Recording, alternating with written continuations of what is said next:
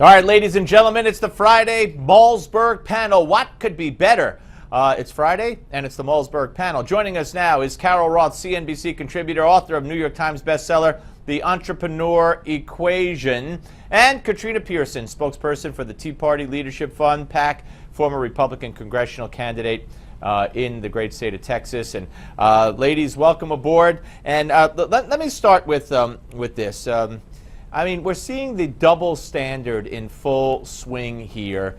If one of the Republicans running for president, if it had been discovered today that back in the 70s he wrote that women fantasize that while they're having sex with their partner, that they're fantasizing at the same time that they're being gang raped, I think we would have heard about it. I think there would have been an outcry. I think every Republican would have been guilty by implication, the way it happened once before when the rape word was used by a congressman who wasn't running for president.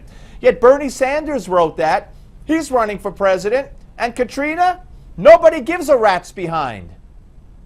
No, and I think you're right. If this was a Republican, it would be the first thing on Saturday Night Live, and it would be this huge rally in the media demanding some sort of apology to women. But we don't hear about it because liberals have a double standard on everything, including women and sex. Carol, I mean, the party of women, and add Bernie Sanders to the list that includes Bill Clinton. What the heck's going on here? It just doesn't fit the narrative, so they put it to the side. But there could be another reason here.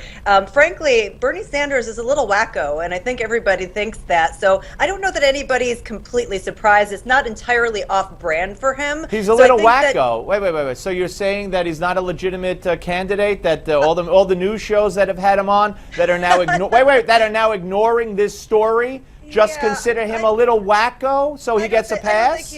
I don't think he's a legitimate candidate. I don't even think he thinks he's a legitimate candidate. I think this is going to do wonders for his speaking fees and his consulting fees, and maybe he gets to write a book. But but Katrina, see, okay, let me Joe give Biden. you. Let me give, I mean, not Katrina. I'm sorry, Carol. Let me give you all you just said, which I disagree with wholeheartedly. How is he going to get speaking fees and writing fees if he said that women fantasize about being gang raped? If he was a Republican, he'd have to move to another country. You're entirely right, and this is the part of the outrage around the media and around the liberal narrative, that if something doesn't fit the narrative, they completely shut it down, or they poo-poo it, or they twist it, or they actually, their favorite thing, they just start to call you names back. So I think what he said was bizarre but fairly innocuous, but you're right, if this had come out of a Republican's mouth, it would be all anybody was talking about. Right, and Katrina, why do I care that Dennis Hastert,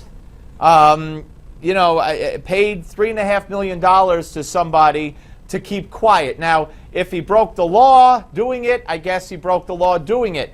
But I think I've heard from one attorney, anyway, that his defense might be, I was being blackmailed. So, I mean, now they're saying, oh, it was sexual in nature, the cover-up. You want to talk to somebody about sexual in nature? Go interview Juanita Broderick if you're so hungry for a story. Well, I think that's what's interesting about today's news. It's all centered around Hastert, somebody who isn't running for president. And yes, they say it might be blackmail, this person A that he withdrew money to give money to keep them quiet, but we don't even know what's going on here. We don't know the whole story. If he is being blackmailed, perhaps that should be what's coming out today. He hasn't said who this person is, and there is obviously somebody talking to the FBI. Yep. So what's really going on here? Or is this just to cover up the 1972 book about sexuality and Bernie Sanders as a Democrat candidate? All right, we're coming back with more of the panel. Don't go away, folks.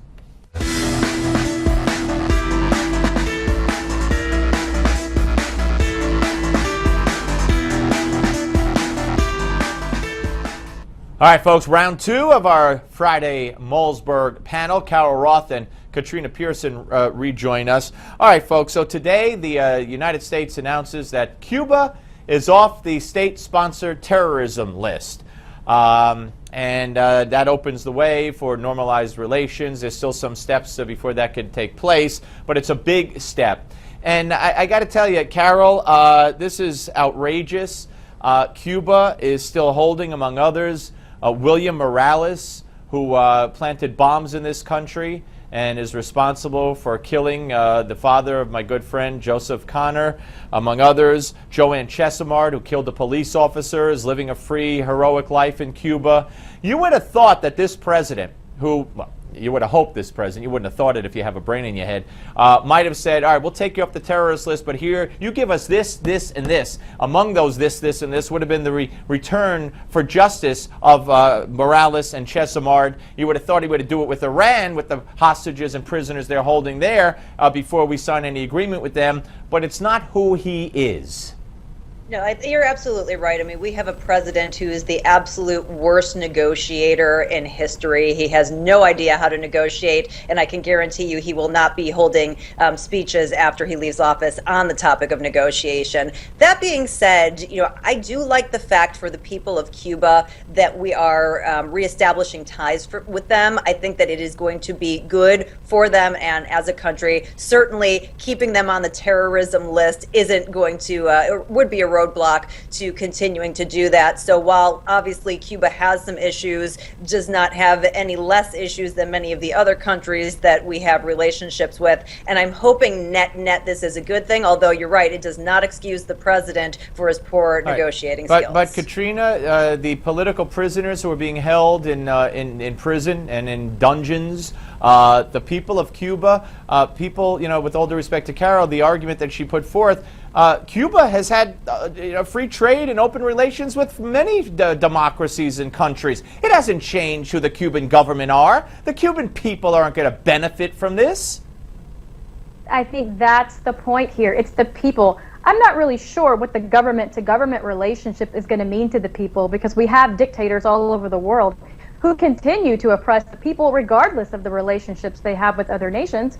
But this is nothing unexpected, in my opinion, simply because this fits the Obama, Clinton, Kerry foreign policy strategy to continue to alienate our friends and make friends with our enemies. And I think it's going to fail, and he's trying to get it done before he gets out of office. Yeah, I mean, it's just, I wish it would help the people, but the people haven't seen any changes. But they're close in proximity to the United States, and I think it's going to open up capitalistic opportunities for them. For the people? Doesn't the government have to change? Have they shown any inkling, Carol, that they've changed in the Castro regime at all? I think it is the first step towards them being able to do that. It's certainly not going to shift overnight, but I think it absolutely won't change without us at least trying. But everybody, like I said, everybody else, they have relations with other people. Why is it contingent upon us? Because nobody else is the United States of America, the home of capitalism. In the close proximity between the two nations, I think it's going to make a difference. It's going to make a difference for lining the pockets and the coffers of the Communist Party in Cuba. When people are free to read what they want and go to the school they want and everything else, then we let them in. A goodwill gesture which was in order. All right, Bo Bergdahl.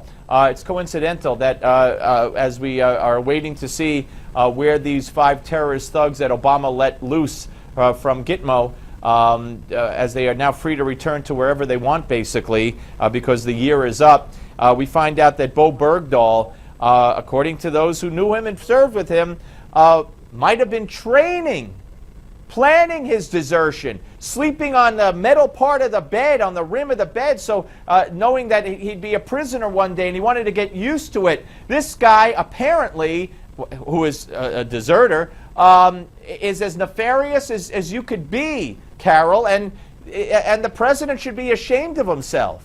This one is beyond all reproach. First of all, I don't believe that you just wake up one day as somebody who's serving this country and decide to desert. I do think that it's something that requires some planning. His desertion ended up in many of our heroes losing their lives. We traded 5 Taliban thugs, as you said, in order to get him back. The president really should be on the hook for this one. And frankly, this guy Bergdahl should be responsible not just for the desertion, but for the loss of lives that were caused and trying to track him down.